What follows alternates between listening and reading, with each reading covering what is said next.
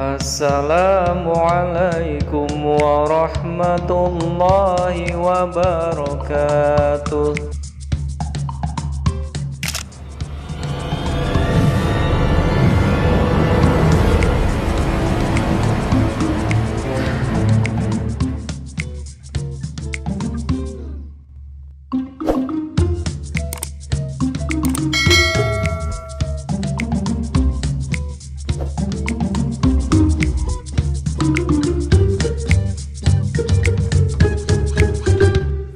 Materi yang akan kita bahas adalah yang pertama, macam-macam bentuk benda. Yang kedua, berbagai bentuk benda. Yang ketiga, menemukan makna kosakata baru. Yang keempat, contoh wujud benda. Yang kelima, nama benda dan fungsinya. Dan yang terakhir adalah perubahan wujud benda. Disimak videonya ya. Berdasarkan bentuk dan wujudnya, ada bermacam-macam benda. Ada benda yang berbentuk bulat, lingkaran, balok, dan sebagainya. Menurut wujudnya, benda dibedakan menjadi 3, yaitu benda padat, benda cair, dan benda gas. Sifat wujud benda. Benda padat memiliki sifat dan volume yang tetap. Contohnya tas, buku, pensil, dan sebagainya. Selanjutnya, sifat benda cair. Yang pertama, bentuk sesuai wadahnya. Air yang ada di dalam botol akan berbentuk botol. Begitu pula juga air yang ada di dalam akuarium. Maka air tersebut akan mengikuti bentuk akuarium. Sifat benda cair yang kedua adalah mengalir. Benda cair mengalir dari tempat tinggi ke tempat rendah. Ini karena adanya gaya gravitasi bumi. Contohnya adalah semua sungai yang berhulu di daerah pegunungan akan menuju hilir di daerah pantai. Hulu adalah bagian sungai yang terletak di daerah pegunungan dan merupakan awal mula aliran sungai. Air yang mengalir di hulu biasanya lebih jernih. Hilir adalah bagian atau muara sungai yang merupakan ujung akhir aliran sungai. Bagian hilir mengalirkan air sungai ke laut atau ke daerah danau yang rendah. Sifat benda cair selanjutnya adalah meresap. Benda cair memiliki kemampuan meresap melalui pori-pori kecil. Contohnya adalah kompor minyak. Dalam kompor minyak terdapat sumbu kompor. Minyak yang termasuk benda cair tersimpan di tabung bagian bawah lalu meresap ke atas melalui sumbu-sumbu kompor. Di bagian atas sumbu menyala api sehingga api tetap menyala karena minyak terus meresap ke atas. Sifat benda cair selanjutnya adalah volumenya tetap. Air memiliki volume tetap dan tidak berubah. Sifat benda gas. Yang pertama, menepati ruang. Semua ruang akan dipenuhi oleh benda gas. Ruang kelas, kamar mandi, kamar tidur, dan semua tempat dipenuhi oleh gas atau udara. Sifat benda gas selanjutnya adalah dapat bergerak ke segala arah. Ini ditentukan oleh tekanan udara. Contohnya angin darat dan angin laut.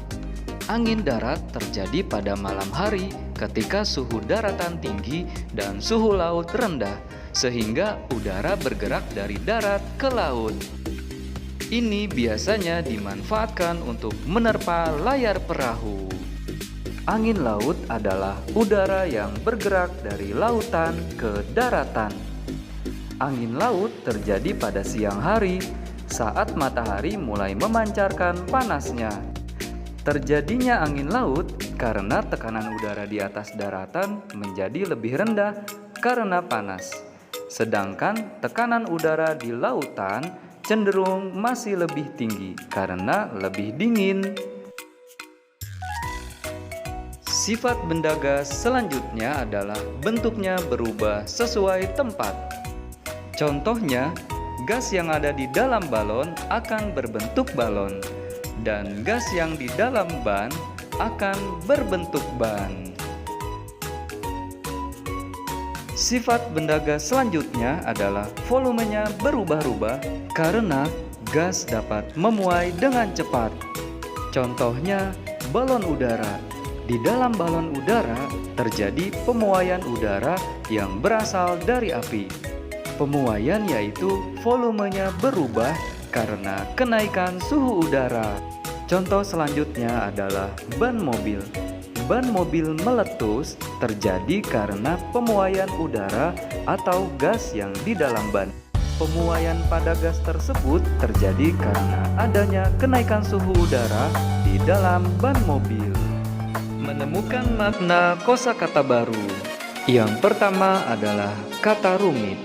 Rumit memiliki makna sulit atau susah. Kata selanjutnya adalah gravitasi, memiliki makna kekuatan atau gaya tarik bumi. Kata selanjutnya adalah kapilaritas, memiliki makna peristiwa naik atau turunnya zat cair pada bahan.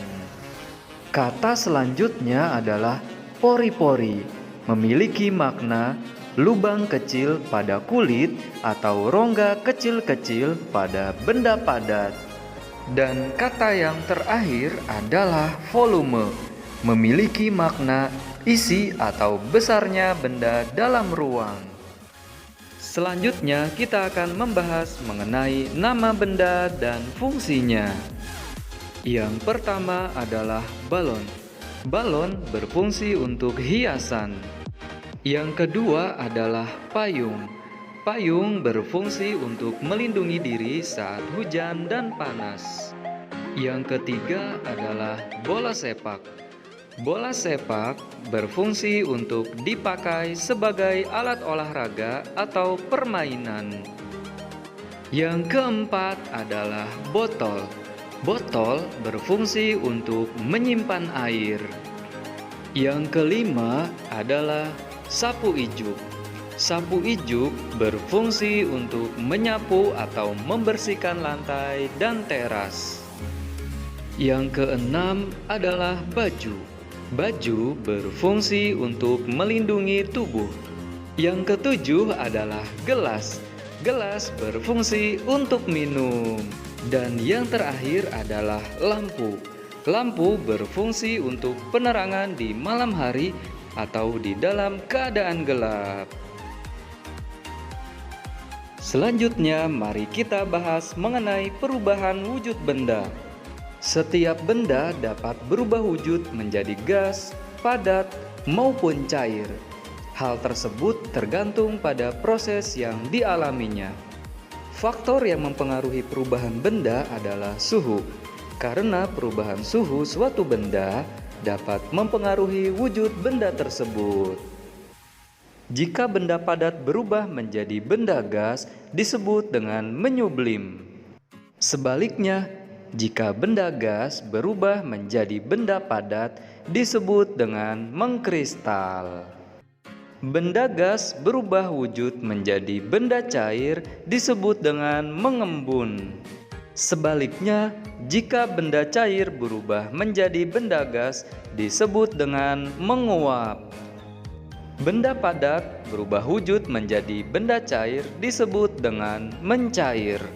Sebaliknya, jika benda cair berubah wujud menjadi benda padat disebut dengan membeku. Contoh-contoh perubahan wujud benda. Contoh menyublim adalah kamper. Kamper termasuk benda padat yang akan berubah menjadi benda gas. Karena lama-kelamaan kamper akan menghilang disebabkan oleh perubahan wujud, yaitu menjadi gas. Selanjutnya adalah contoh mengkristal, yaitu salju. Salju berasal dari uap yang berubah menjadi kristal atau butiran-butiran salju. Ini yang dinamakan mengkristal. Dari benda gas berubah menjadi benda padat. Contoh perubahan wujud selanjutnya adalah mengembun.